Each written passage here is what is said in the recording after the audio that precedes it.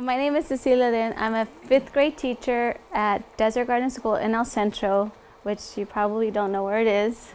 It's way down south, past the mountains, 5 minutes from the border.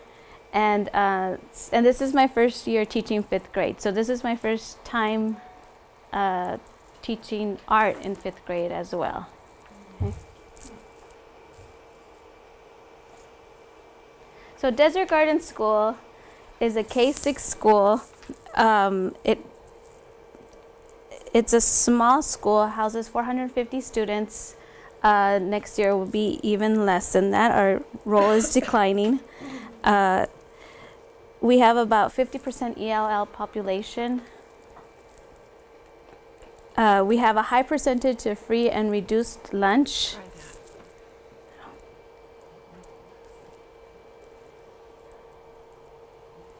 No.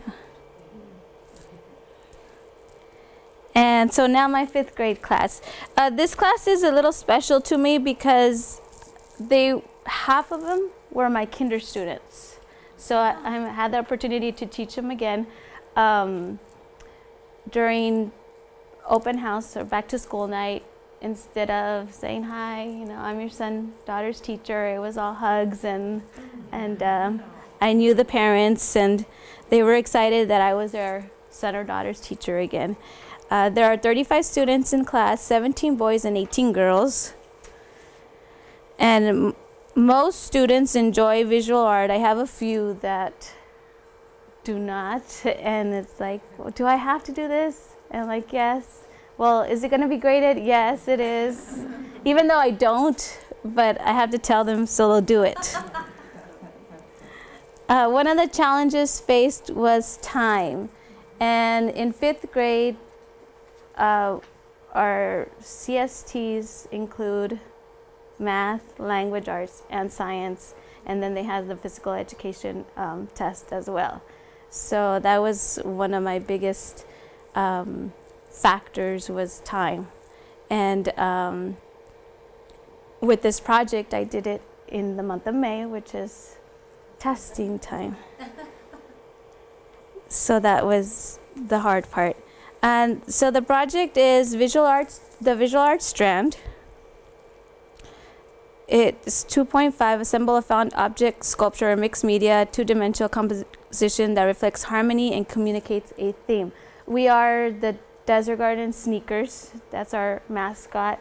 So that's why I tied it in with our project. And so my objective was for students to make this composition. One of the reasons is that we were having a little difficulty. We're in the class, it's May, students are already getting to each other.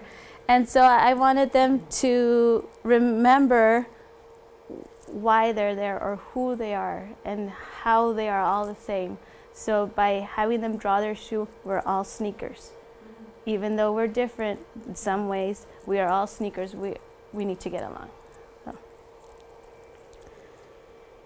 And so that's what my goal was. And for the CLRP, it was more toward the relationship and the respect. So teacher to student, by showing the students my example, students got to know a bit more about me, even though they knew about me because I like to share my stories, and because they knew me since they were in kindergarten. It just made it a little more special. They got to know me a little bit more because I showed them my example. And so they did their best work, and one of the things was I told them I'm bringing this work to other teachers in Sacramento, so you have to do your best, and that really got them into this project, and they really enjoyed it. It's one of the projects that they enjoyed doing the most.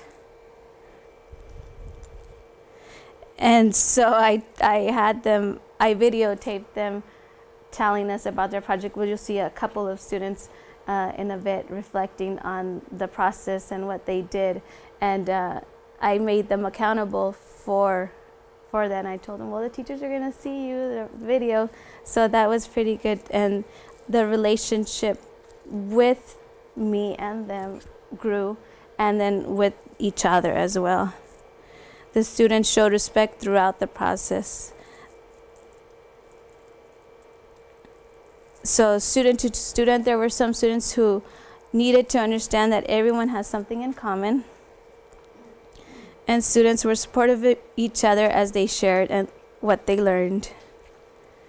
The students learned to respect each other's beliefs and artwork. There were no negative remarks allowed. So the first, well, this was done in steps, and the first step was to show them the focal point, to show them how to create a focal point. So this little one there was the size. So there's a one on the table that shows how you create a focal point with using size. And then we did one with colors. This was, I started this in March, so we did shamrocks for the color. That was the easy one. And they drew their shamrocks, and they colored them all green, shades of tints of green, and one different color. And then we did the rule of thirds. So they had to draw the lines and draw the focal point. So this was more difficult because they had to show the rule of thirds and another element, which would be color for this, or size, or so that one was a little more difficult. And then there's another one with shape, and then after that I gave them their assessment, and they had to draw their own lines. The rule of thirds was pretty difficult. They didn't understand that they had to measure the paper and then divide by 3 and then make the lines. Most of them did get it, but once we got to our final product, there was some that had forgotten by that time. And so this is one of the assessments that I did. And then our final piece was this one. So the first step they did was to draw their shoe. Then they outlined and cut out the shoe, and I had them glue it. I was thinking of having them color it, but I wanted it to stand out, so I told them we were leaving it with black and white. And then when I was just going to do their shoe and the laces, and it seemed like it was missing something. So that's when we started with the background. And the background is a lot of students did the DG, which is Desert Garden. So if you see the DGs, that's Desert Garden. And then some of them did their initials, and some of them did the DG with their initials as the focal point. Most of the students did a focal point, and some, their shoes were too big, so it covered it. But that was also an issue, was they needed to remember how, well, I gave them back their shoes so they could kind of place it and see. So for a 5th grader, it's a little difficult to work it out before seeing the final. So that's why some of them do not have a focal point in the background. And then they placed it all together, and they found the words to put on their shoes. And the words were all words that mean something to them, that describes them, whatever words they wanted to use. So I'm going to show you my students as they are working on this project.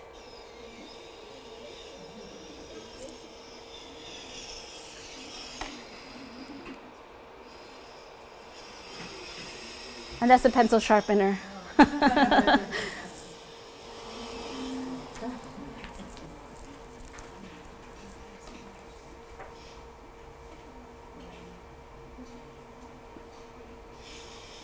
And my class is usually not that quiet, so.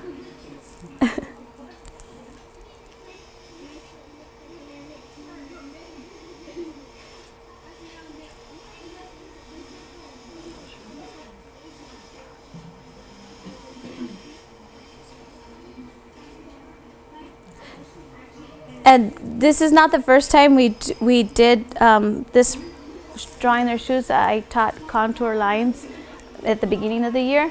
So it's funny how the student that was not here at the beginning of the year, her shoe did not come out as well as the others.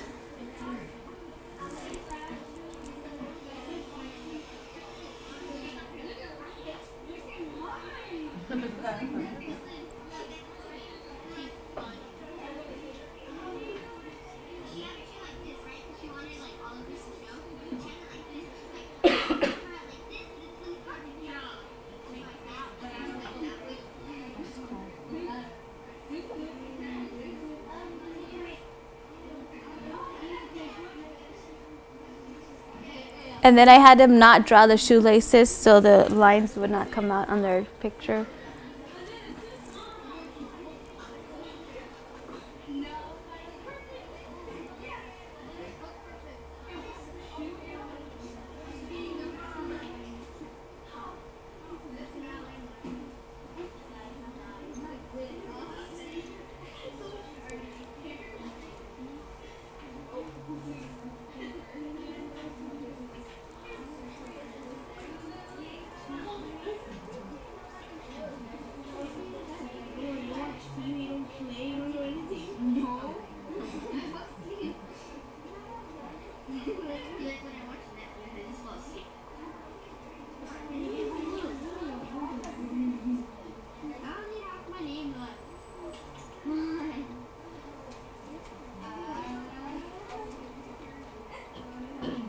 So the next video is of their reflection.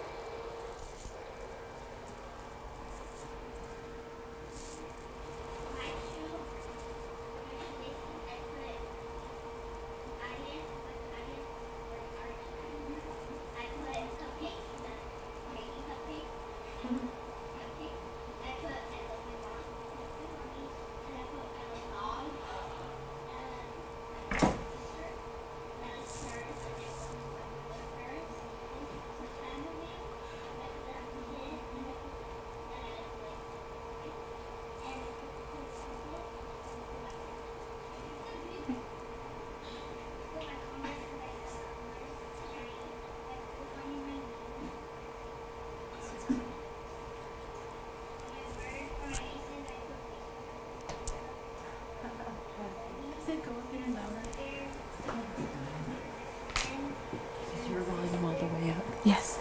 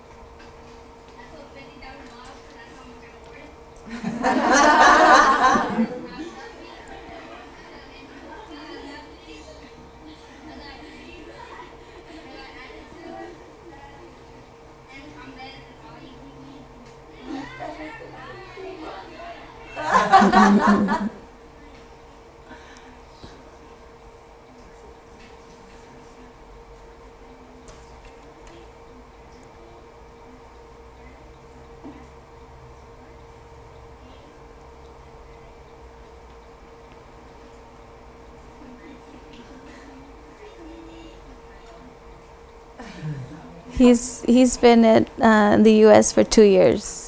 So this is just the second year.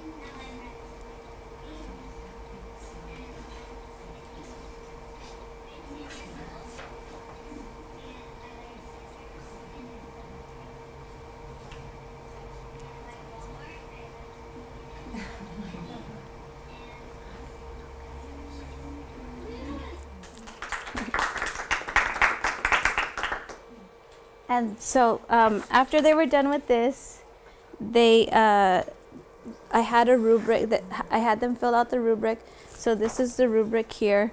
They had to circle the techniques that they use for unity and harmony, and then give themselves a 3, a 2, or a 1. And does my composition connect to the theme?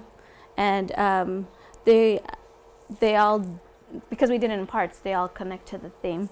And then they had to describe their focal point. What was their focal points? Some of them have 2, the shoe and their background focal point, and how they created their focal point, and then what type of media they used. And then I had them reflect at the bottom with a few questions. Okay. Are we ready to move? Okay, great. Now, this is our time to ask clarifying questions. Maybe we'll take about 3 to 4 minutes on that. Did you give them guidelines for choosing the words? The only thing I told them was something about you, something about yourself, your family, what you like. I did not tell them. And they had to be from a printed Yes. magazine and something? There was some magazine and some newspaper. Okay. Mm-hmm. Thank you. You provided that? Yes. Okay. Do you have a background in teaching or in education with, were you trained as an art teacher? No. Art specialist at all? No. I try to go as many trainings as possible, but yeah. Does your school have an art specialist? We did, and unfortunately she has cancer, and when she was gone, then they eliminated her position. Okay, So we don't. Yes, as a classroom teacher, yes. Did you give them directions to either, because I noticed some were top down and some were side view. Were they, as far as how they drew the shoe? No. Whether it was top down or... I let them choose. Okay. And did they take the shoes off their own feet? Did they just pull it out and plug Yes. them on? Excellent. Some of them didn't want to. There was one student, if you noticed, he had his legs crossed, and he had his book there and next to his shoe. He didn't want to take his shoe off. Yes. I had a question on the order that you did this. Did you start with the shoe and then do the background? I started with the shoe first because that was what I wanted to emphasize, and then I'm glad that I did, because that gave them a chance to place their shoe before they did their focal point on the background. Okay. So, but it seems like if they knew that they were going to put their shoe on here, they would have maybe knew where it was. So when they did their background, We're kind of keeping it to questions. oh, okay. You said you had taught them about contour lines before, so just so my brain thinks, this wasn't their first time doing drawings of something, No. so that gave them the support that they needed to draw the shoe first. Yes, do and their I names and didn't. I did contour lines because I had gone to a training before, so this was something like at the end of the year that I thought of. Okay. So, but it wasn't intentional. Yeah. But yes, I did. Usually isn't. I did teach them contour lines before. Okay. I'm wondering, in the order of the work, where these fall? That was focal point. My original idea was focal point, and so I taught them focal point, the 4 different types of getting a focal point, and so that was the work I did at the beginning, and then somehow it transformed into this. Yeah, I'm just wondering what the order of completion Oh, is for the work that's on the table. yeah, this I did focal point by color first, and then we did by size, and then there was one with shapes. We did the shapes, yes, and then this was the rule of thirds, which was the most difficult one. So that was the order of this one. Okay, why don't we now give Cecilia a chance to respond to the thoughts that were just shared? We have about 2-3 minutes, and also any other questions you may have for the group, or the group that could share for Cecilia's feedback. Okay. Well, yeah, I forgot to mention that there was the unity and harmony was I did create a worksheet to help, and I do that for vocabulary words, for language arts, for math, for everything, and it does help. This is a project that I'll continue to do.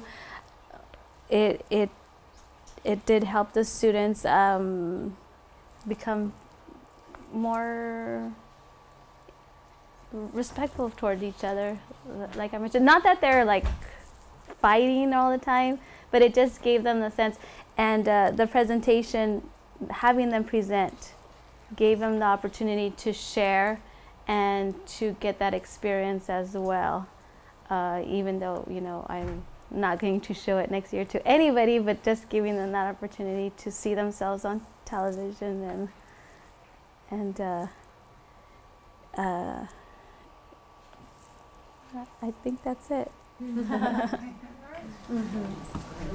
Yeah, and I also, adding to that, think that the way that arts and arts integration leverages learning in other content areas, and that we see more about our students and what they can do, and we keep thinking about how those keep interfacing with each other. And so when I look at this, it makes me think, I don't know if you were in Brion's workshop yesterday afternoon, where he was getting adults to create hip-hop poetry, and he was thinking about ideas of personification and alliteration and things like that. And so I look at this and I think about like next step kinds of things, like what about kids becoming the shoe? Like, what does it mean to walk a mile in my sneaker? And so kids maybe being the sneaker and making a poem about it, or things like that. It just seems like there's so much, you know, that you can build on their excitement about this and go back into language arts, or maybe their math applications, or social studies, or, you know, something like that. So I just see that the extending and building.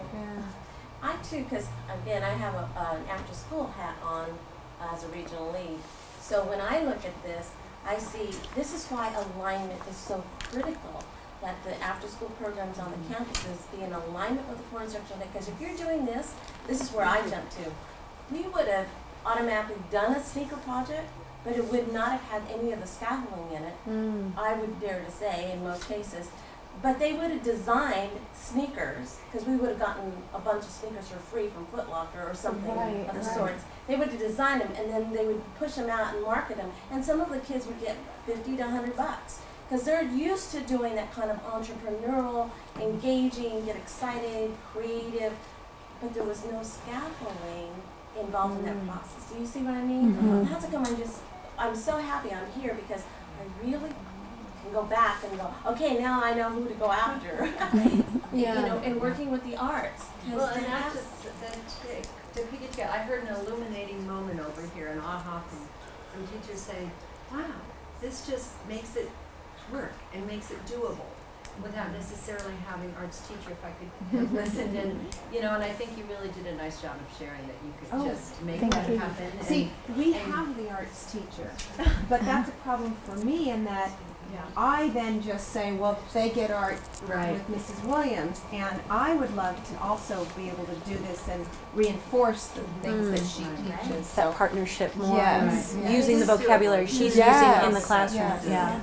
So we want to honor the next person. Oh, yeah. Thank you.